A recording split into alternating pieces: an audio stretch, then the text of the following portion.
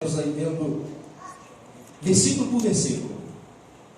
Então é bom que pela manhã, para aqueles que têm o hábito de anotar, nós estamos gravando também, tá? Mas é sempre bom você anotar também, que você vai aprendendo. Tiago, capítulo 1, versículo 1 ao 4. Quando você não puder vir pela manhã, nós temos aí no canal, minha esposa fez um canal da igreja, ali nós temos acesso às escrituras. Tiago, capítulo 1, do versículo 1 ao 4.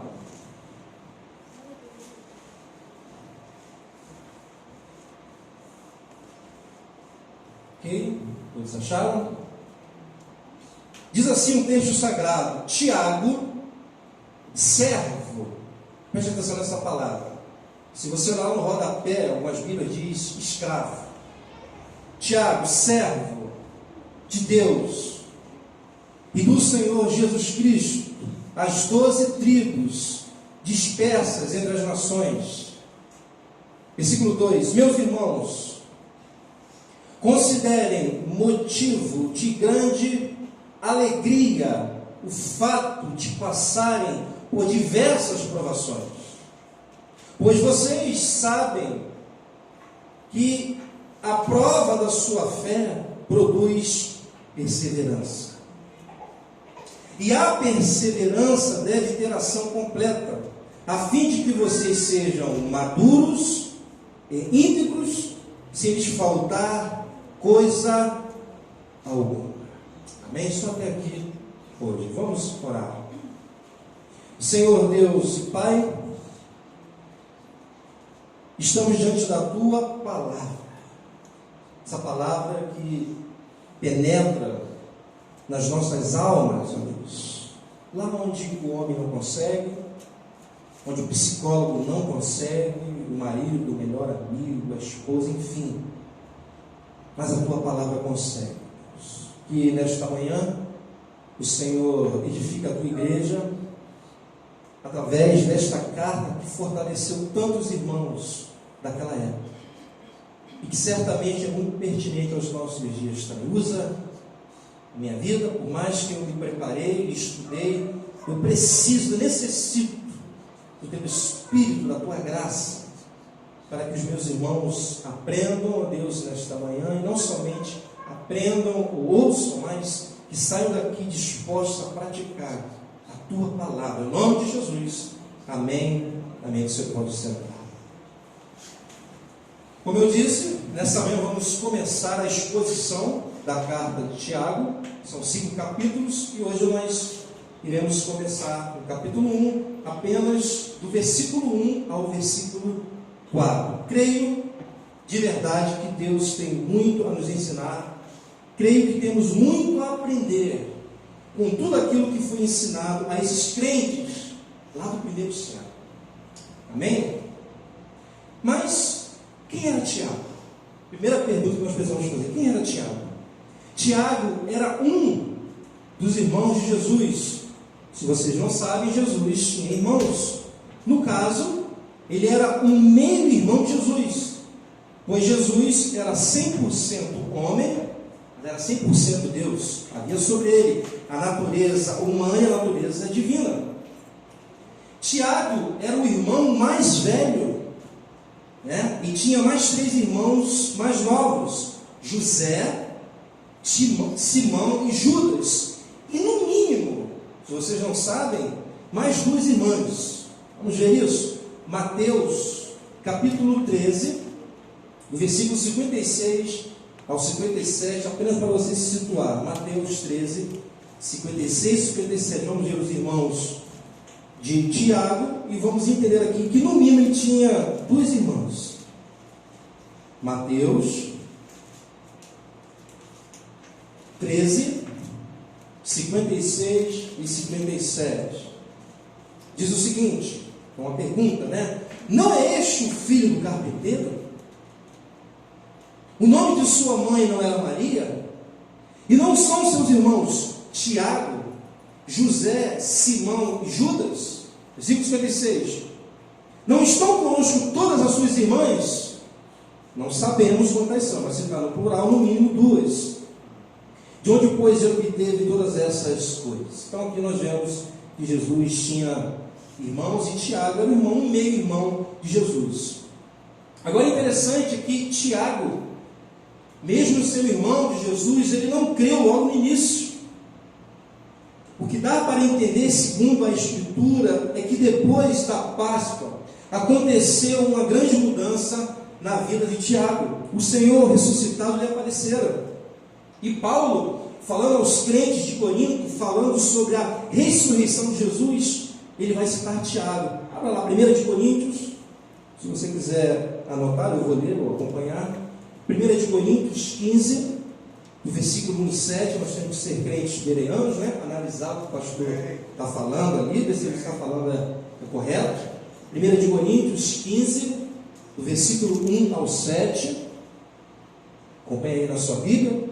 O contexto aqui é que Paulo está defendendo, né, a igreja contra os gnósticos, e ele fala sobre o Evangelho. Então ele diz, 1 de Coríntios, capítulo 15, versículo 1 ao 7, irmãos, quero lembrar-lhes, interessante que a igreja tinha esquecido, né? Ele fala, irmãos, quero lembrar-lhes do Evangelho que lhes preguei, o qual vocês receberam e no qual estão firmes. Por meio deste Evangelho vocês são salvos, desde que se apeguem firmemente à palavra que lhes preguei, caso contrário vocês têm crido em vão.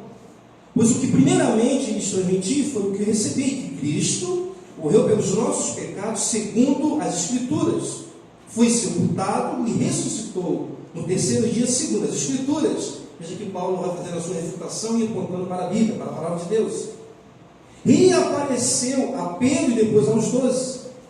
Depois disso apareceu a mais de 500 irmãos de uma vez só, de uma só vez. A maioria dos pais ainda vive, embora alguns já tenham adormecido. Aí vai citar Tiago. Depois apareceu a Tiago, esse Tiago aqui, e então a todos os apóstolos. Entende-se então que a partir desse momento a vida de Tiago foi totalmente transformada. Ele teve um encontro real com Cristo ressuscitado. Tiago era considerado pelos judeus como Tiago o justo. Quando você estiver lendo algum livro e tiver esse termo Tiago o justo, é esse aqui, porque ele era um homem muito justo. Ele, juntamente com Pedro e João, era considerado como os pilares da igreja primitiva. Ele era um grande homem de Deus. Ok? Então esse era o Tiago, é o Tiago aqui desta carta. Agora, qual era o propósito desta carta? Podemos dividir em 4 pontos. Primeiro propósito, essa epístola era para fortalecer, foi direcionada, escrito para fortalecer a fé dos crentes judeus, né, em face à perseguição vinda da comunidade judaica que ainda não cria no Evangelho. Então veja que esse trabalho de fortalecer os crentes é coisa antiga, né? Meu papel aqui é esse, né? Todo domingo procurar fortalecer a fé de vocês, talvez num contexto diferente, o contexto deles era totalmente diferente, de perseguição. Então o primeiro propósito é esse. O propósito da epístola é fazer também frente ao período que os destinatários desta mensagem, ou seja, esse grupo de crentes, seguisse a tendência em direção a um cristianismo abstrato, né, superficial, que não dava fruto. Então havia esse perigo, um cristianismo abstrato, infrutífero e superficial, pois se eles vivessem desta forma, não iriam conseguir enfrentar as perseguições e as lutas e as provações. Então por isso, né, Tiago está escrevendo esta carta, nesse propósito também. Os destinatários dessa epístola, e aqui é outro propósito de Tiago, necessitavam de instruções práticas sobre como ver a vida cristã. Então é outro propósito.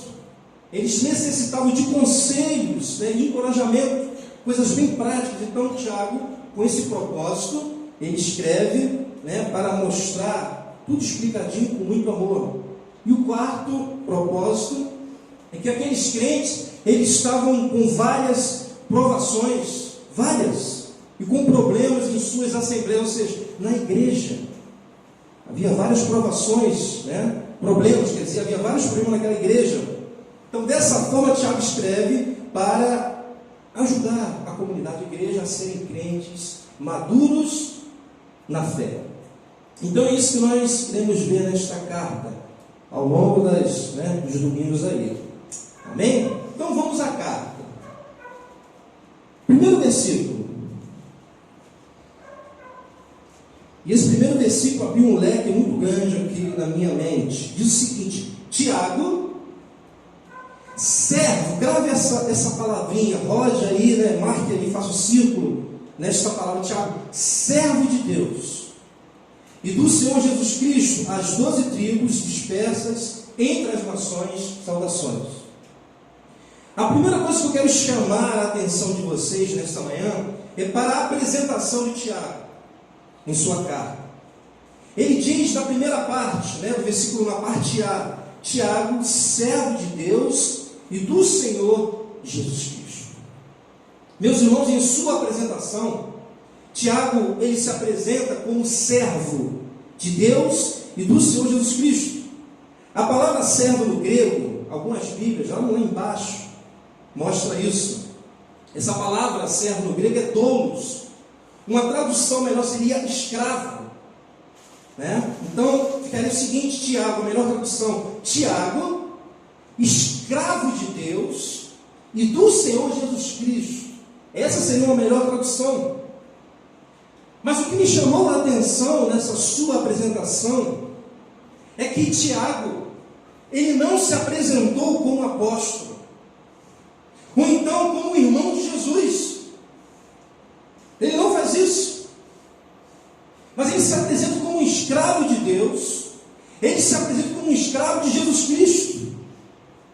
Quando Tiago, e isso é proposital, se coloca como escravo de Deus e de Jesus Cristo, ele está deixando claro que não tem nada que lhe pertença pessoalmente.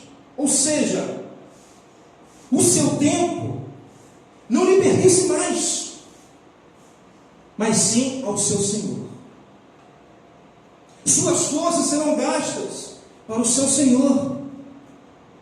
Seus dons serão usados para a igreja do seu Senhor. É isso que ele está querendo deixar bem claro aqui. Seus serviços pertencem ao seu Senhor. Por isso que ele está apresentando como escravo de Cristo. Somente a vontade dele é determinante na vida de Tiago. Pessoalmente não tem nenhum plano próprio, essa é a ideia. Não trabalha por conta própria. Sua posição de servo, de escravo de Jesus Cristo significa que onde ele estiver, ali também estará o seu Senhor. Essa é a ideia. Ele é um escravo. Então, quando Tiago se apresenta como servo, escravo, e ele faz isso para deixar bem claro, ele quer que a sua audiência entenda bem isso, que ele é um escravo de Cristo.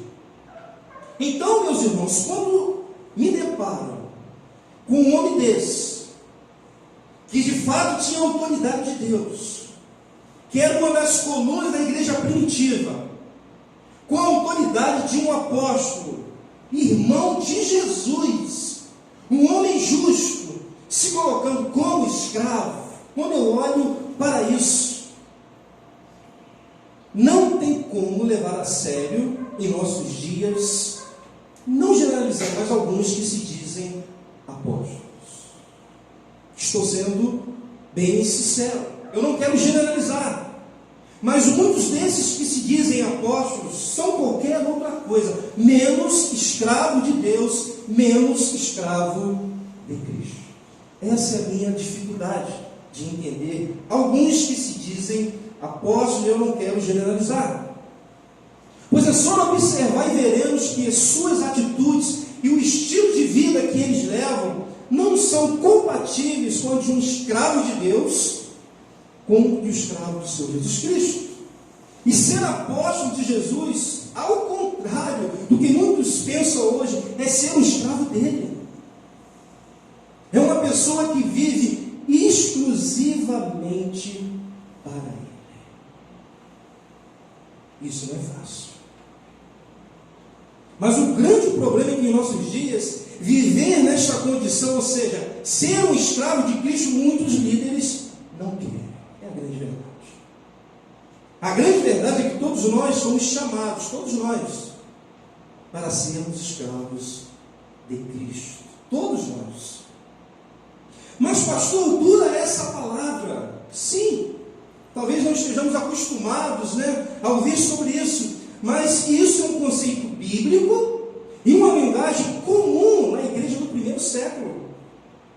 Abra comigo lá em 1 de Pedro, que é o mesmo contexto de sofrimento, provações. Toda a igreja que nasceu no primeiro século estava nesse contexto. 1 de Pedro, capítulo 1, versículo 16.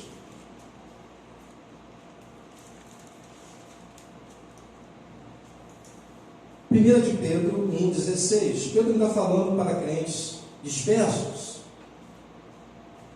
1 de Pedro 1,16. Para você achar aí, importante esse versículo você marcar.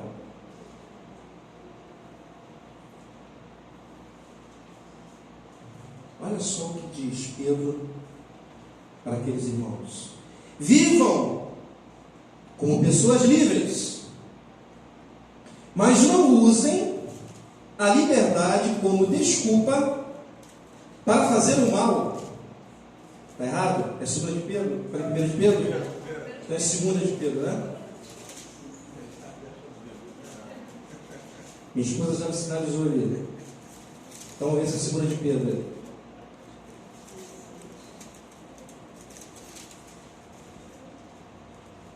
É isso? Não? Então depois eu falo para você. Vou falar apenas o versículo que eu não lembro não. Diz o seguinte: vivam, se eu não me engano, acho que é 1 de Pedro 4, 1 a 16. Deixa eu só dar uma conferida aqui.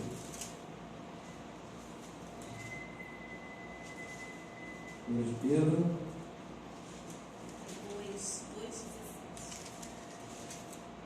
1 de Pedro 2,16, né?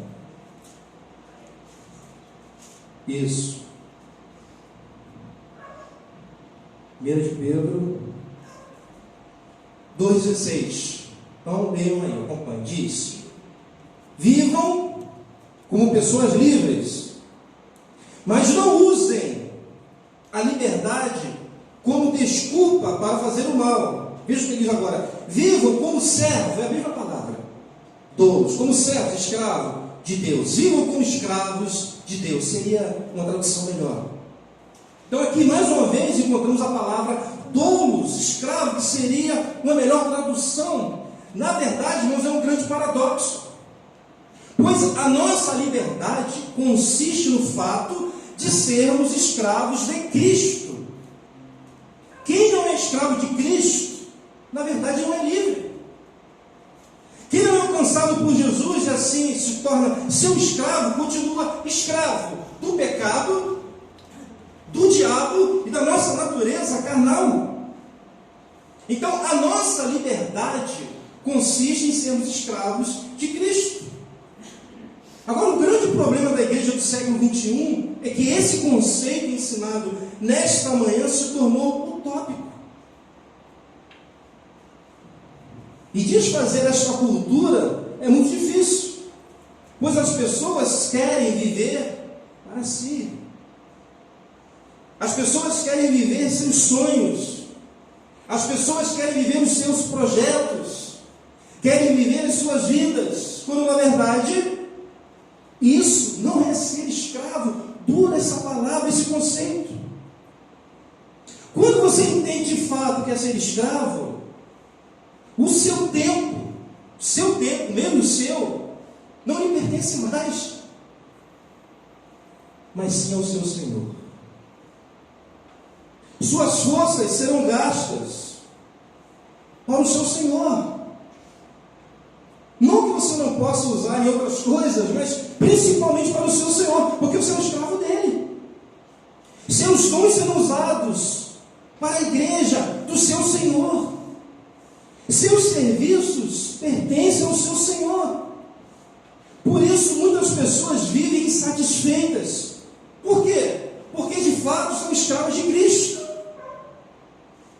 mas querem viver como pessoas livres, ou seja, sem o Senhor. Isso não é possível, porque nós somos escravos do Senhor Jesus Cristo. Ele pagou um preço muito alto para isso. Mas você deve estar se perguntando aí, né? Mas então quais são os benefícios de sermos escravos de Deus, escravos de Jesus? Quais são os benefícios de viver dessa forma? Na verdade são muitos. Poderia citar aqui vários. Vou citar apenas os 3, só para vocês terem uma ideia e aguçar o seu raciocínio. Primeiro benefício: o nosso Senhor, Ele nos libertou de 3 senhores, nos quais vocês eram escravos: do diabo, do pecado e dessa natureza terrena. Olha só que benefício. Se você está aqui nesta manhã de fato um escravo de Cristo, se você é convertido, foi alcançado pela sua graça, você não é mais escravo do diabo, você não é. Você não é mais escravo do pecado, você não é mais escravo dessa natureza carnal. Ainda somos influenciados, sim. Infelizmente, ainda há influências do diabo, do pecado, dessa natureza. Mas nós não somos mais escravos. Pois quem nos comprou foi o Senhor Jesus Cristo, na cruz do Calvário, e Ele pagou um preço muito alto. Por isso que Ele é o meu Senhor, e eu sou o seu escravo. Essa palavra é tão pesada que os tradutores eles mudaram mesmo, né? Colocaram servo para anunciar. Mas a tradução correta, se vocês estudarem sobre a vida de Lutero, sobre as suas pregações, quando ele fala sobre esses textos servos, ele cita, ele traduz como escravo. Então começa a observar os benefícios dessa escravidão. Outro benefício: nós iremos passar a eternidade nos céus com o Senhor. Que coisa tremenda, só que às vezes nós não valorizamos isso, não paramos para pensar. Outro benefício: nós podemos falar com o nosso Senhor a todo momento. Qual é o escravo na história da humanidade que poderia falar a qualquer momento com o seu Senhor? Não existe isso. Nós podemos. E eu poderia enumerar muitos benefícios dessa escravidão.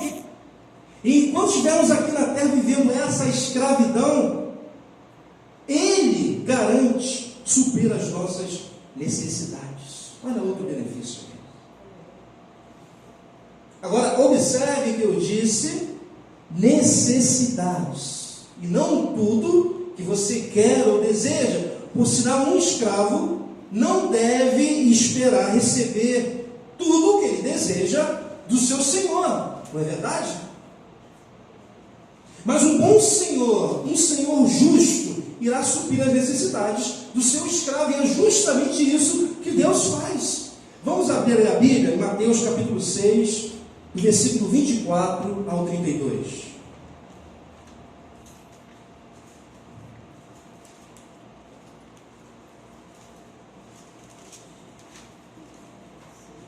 Mateus capítulo 6, do versículo 24 ao 32.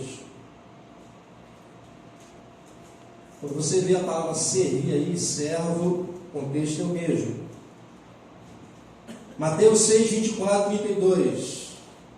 O que Jesus fala? Ninguém pode servir, olha só a palavra aí, a 2 senhores, pois odiará um e amará o outro. Mateus 6, 24, 32. Ninguém pode servir a 2 senhores, pois odiará um e amará o outro, ou se dedicará a um e desprezará o outro. Vocês não podem servir, vocês não podem ser escravos de Deus e ao dinheiro. Essa é a ideia aqui. Portanto, eu lhe digo: não se preocupem com sua própria vida, quanto ao de comer ou beber, nem com o seu próprio corpo, quanto ao que vestir. Não é a vida mais importante que a comida e o corpo mais importante que a roupa?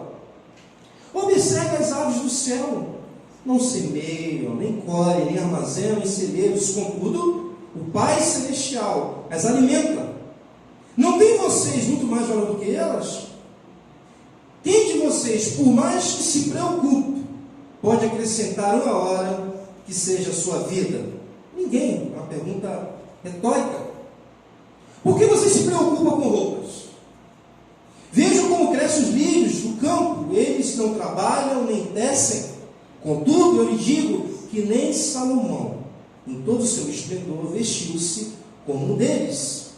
Se Deus veste assim a erva do campo, que hoje existe, e amanhã é lançada ao fogo, não vestirá muito mais a vocês, homens de pequena fé?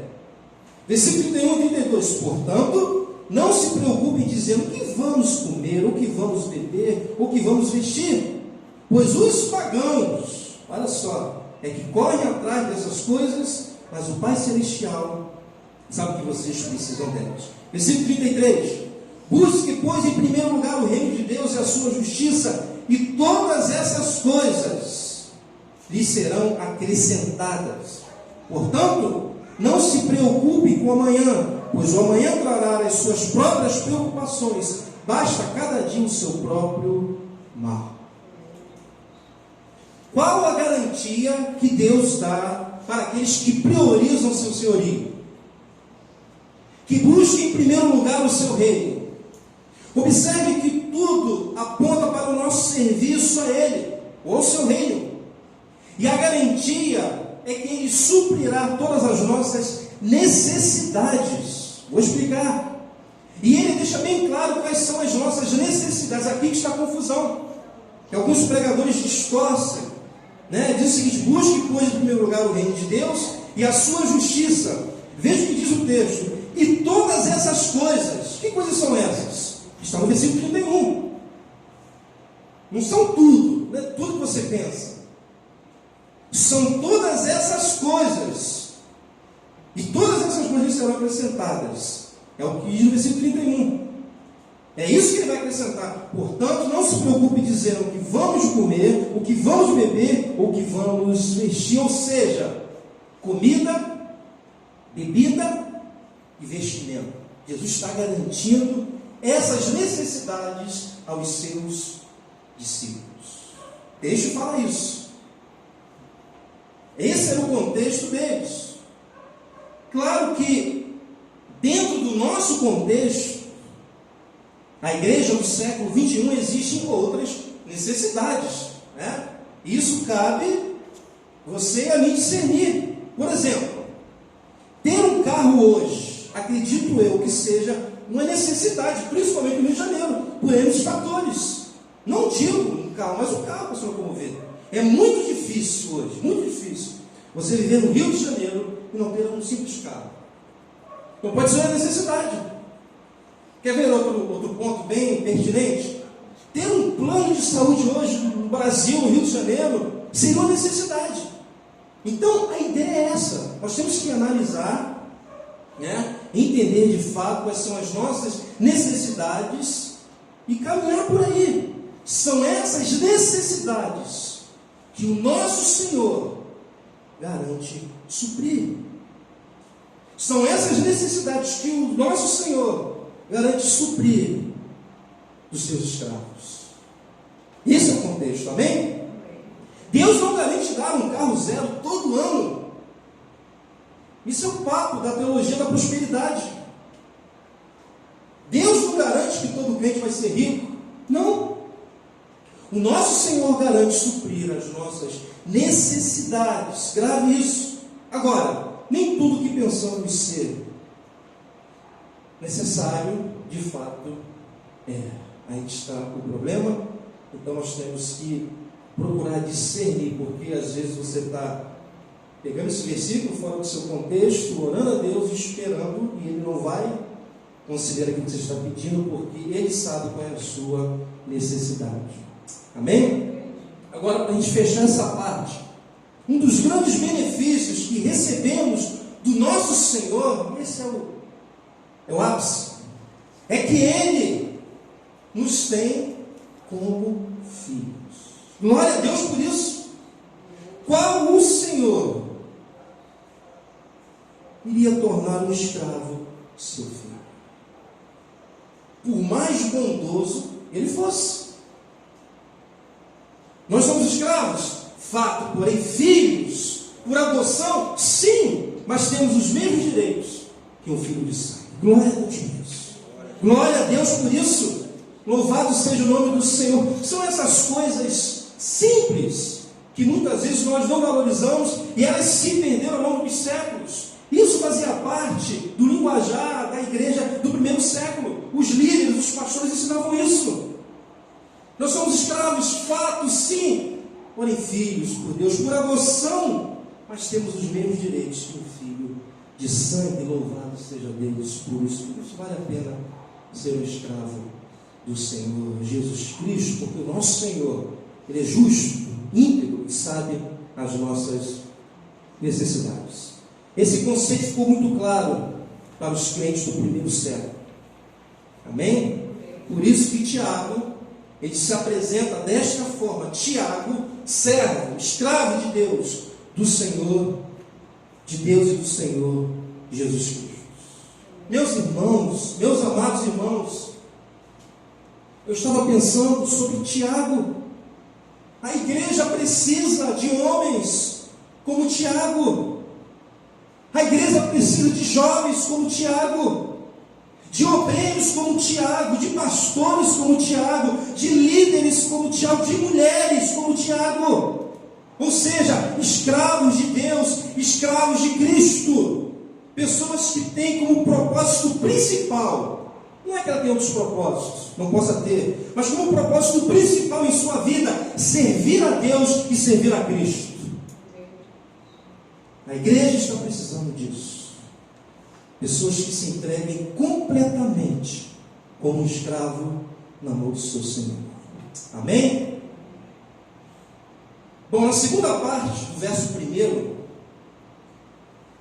voltando para Tiago, ele mostra quem são os destinatários da carta. Na segunda parte do versículo 1, então ele diz: Tiago, servo de Deus do Senhor Jesus Cristo, às 12 tribos dispersas entre as nações, saudações. Tiago está escrevendo para as 12 tribos dispersas entre as nações. Esses são os destinatários dessa carta. Eram judeus que se espalharam logo depois do cativeiro babilônico. Se espalharam para o Oriente e mais tarde para o Ocidente. Portanto, essa carta, como as outras cartas também, eram fundamentais para a vida desses crentes que viviam dispersos. E por isso, ele escreveu essas cartas eram lidas, na congregação. Amém? Então, esses são os destinatários. Agora observem o que Tiago diz para esses crentes que estavam dentro desse contexto de luta, perseguições e provações. Versículo 2, olha o que Tiago diz: meus irmãos, considerem motivo de grande alegria o fato de passarem por diversas provações. Olha só o que ele diz. Meus irmãos, eu tenho certeza que alguns crentes dos nossos dias, se ouvissem o que Tiago está dizendo, certamente muitos diriam: isso é heresia. Esse cara está pregando é outro evangelho. Esse pregador está louco. Eu vou embora dessa igreja. Considerar motivo de grande alegria o fato de passarem por diversas provações. Então, certamente, algumas comunidades, algumas igrejas, nem pregam isso, nem falam isso. E interessante que Tiago, ele capricha, na sua exortação. Meus irmãos, considerem motivo de grande, precisava falar isso, de grande alegria o fato de passarem por diversas provações. E as provações aqui são as mesmas que todo crente do primeiro século enfrentavam. Eram ridicularizados por serem cristãos. Esse era o contexto. Sofriam preconceito pelo fato de serem cristãos. Muitos perdiam seus bens pela polícia local. Muitos eram presos e até morriam. Como alguém pode ter motivo de grande alegria em passar por essas coisas? Como? Provação aqui trata-se de situações em que não é fácil permanecer mantendo nossa vontade submissa à vontade de Deus. Esse é o contexto. De se manter diante da vontade, do submisso à vontade de Deus ante as tribulações e lutas. Então esses crentes, eles eram tentados, sabiam disso? A negar o nome de Jesus por conta das provações.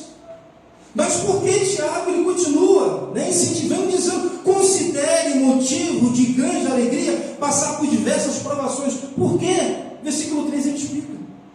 Só você pular para o versículo 3.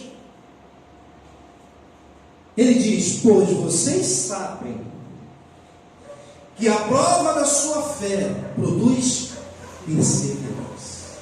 Olha só. Ou seja, tudo isso que eles estavam enfrentando é para provar a fé deles, e nesse processo de provação era produzido na vida deles perseverança. Veja que Deus tem todo um propósito. Ninguém aqui é provado porque Deus teve uma boa ideia, tem um propósito. Pois vocês sabem que a prova da sua fé produz perseverança. O mais interessante é que eles já sabiam disso. Porque Tiago diz o seguinte, pois vocês sabem, eu já tenho ensinado para vocês sabem que a prova da sua fé produz perseverança. O grande problema é que quando estamos sendo provados, nos esquecemos o lado positivo, o lado bom da provação, é a perseverança. O que Tiago está deixando claro para aqueles crentes e para nós também é que a perseverança é produzida em nós quando a nossa fé é provada. Não tem jeito. Esse termo no original, essa palavra usada é hipoponé, que significa perseverança, constância e literalmente significa permanecer por baixo, ou seja, debaixo das condições difíceis, permanecer por baixo das condições difíceis, perseverando. Olha que as provações elas produzem nas nossas vidas. Permanecer por baixo das tarefas que provoca incômodo. Sabe aquilo que te incomoda? Deus provando a tua fé e vai gerando, crescendo essa perseverança, e você consegue permanecer por baixo das condições difíceis, de coisas que te incomodam, dos sofrimentos físicos e até psicológicos. Permanecer debaixo da vontade de Deus no lugar que Ele te colocou. É essa perseverança que Tiago está dizendo para aqueles crentes que estavam sofrendo muito. Então, quando a nossa fé é provada, ao mesmo tempo está sendo produzida em nós essa condição diante das situações da vida. Por isso você está firme. Às vezes eu percebo domingo, os irmãos chegam aqui alguns tristes, atribulados, mas no próximo domingo está aqui de novo, e no próximo está de novo, as coisas vão piorando. Deus está trabalhando a sua fé, está gerando em você perseverança. Deus é tremendo, irmãos. Deus não é aquele paizinho coruja, que o filho cai e ele pega, meu filho, não. Ele está ali contigo, usando os métodos que Ele sabe que são melhores para você. Sabe, meus irmãos, não existe essa história que o pastor vai orar para você e você vai se tornar um crente perseverante. Não existe isso. Não existe essa história que o pastor vem aqui, vou pôr a mão sobre vocês e você vai sair do culto perseverante. Não existe isso. Isso é historinha para bem dormir. Perseverança vem com a aprovação da nossa fé. Isso acontece dia a dia, no trabalho, na faculdade, diante dos problemas, diante das lutas do dia a dia, diante do diabo, diante do pecado. É Deus que está nesse processo na sua vida. Ele quer gerar você em perseverança. Meus irmãos, essas provações diárias que muitos aqui na igreja estão enfrentando são justamente essas provações. Isso que você está passando aqui é Deus produzindo perseverança em você. São essas provações que faz você permanecer debaixo das condições difíceis da vida. Lá fora nem se mata, se suicida. Porque não consegue. eu olhar para a vida financeira dessa igreja com um olhar natural, eu vou ficar maluco. Porque se vocês forem embora, acabou a igreja. Quem vai pagar isso aqui? Mas essas preocupações me fazem estar diante do Senhor. Cada mês eu vou me fortalecendo. Cada mês eu vejo, caramba, Deus fez de novo, Senhor. Eu vou ficando perseverante, forte, os desafios vão aumentando, minha perseverança vai aumentando. Isso é processual, é progressivo.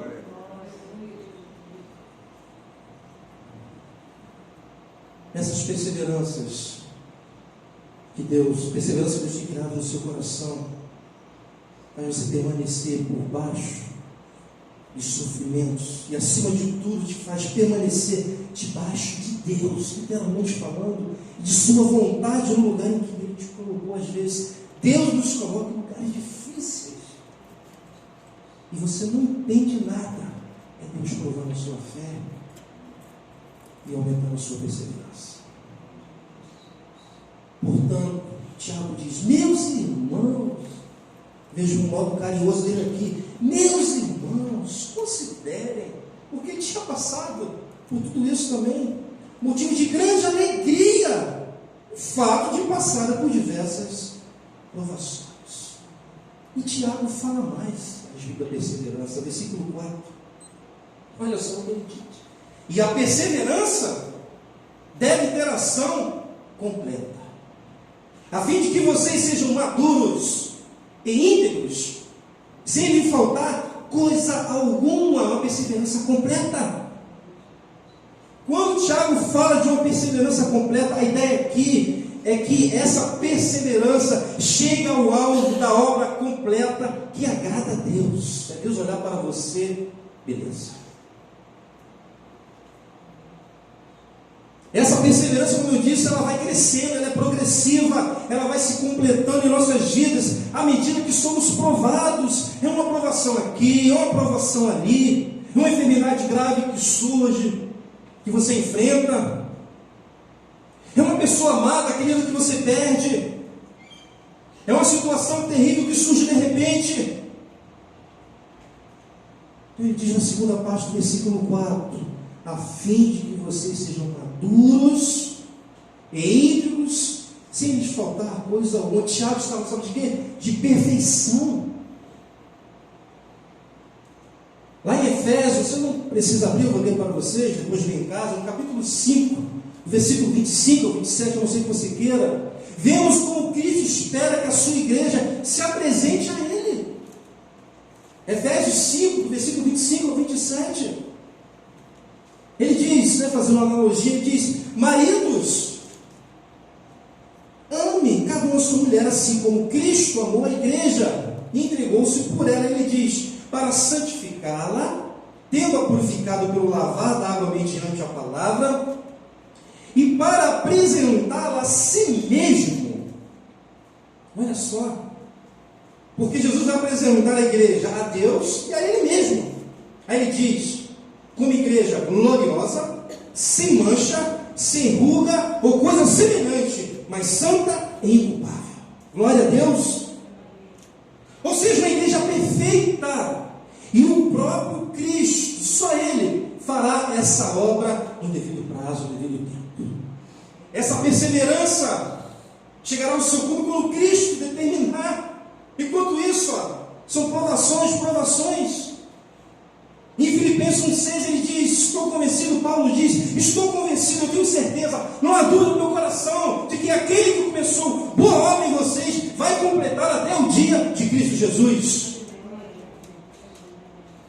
Quando Ele voltar, a perseverança vai chegar ao ápice, a perfeição em Cristo Jesus. Só nele, a igreja vai estar totalmente santa, lavada, totalmente inculpável. Amém?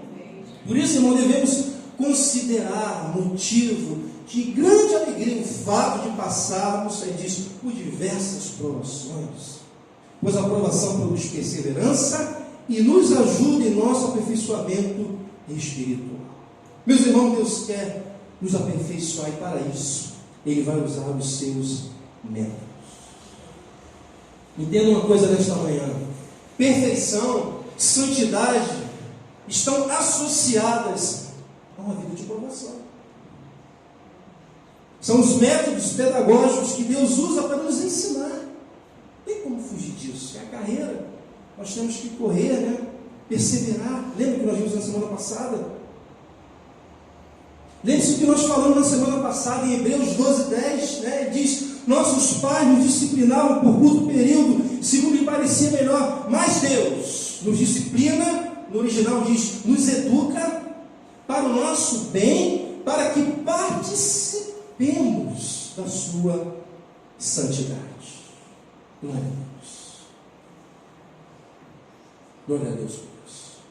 É isso aqui que Tiago está imputando na cabeça daqueles crentes que estavam sendo provados. Que nessa manhã possamos aprender com o estilo de vida de Tiago, que era o escravo de Cristo, e também com tudo aquilo que ele estava ensinando àqueles crentes. Amém? O Espírito Santo, só Ele, por mais que eu fale, só o Espírito Santo nesses dias pode derrubar essa cultura errada que existe na igreja, imputar esta cultura. É bem difícil falar de escravidão ao nosso Senhor Jesus Cristo. Amém? Vamos seguir.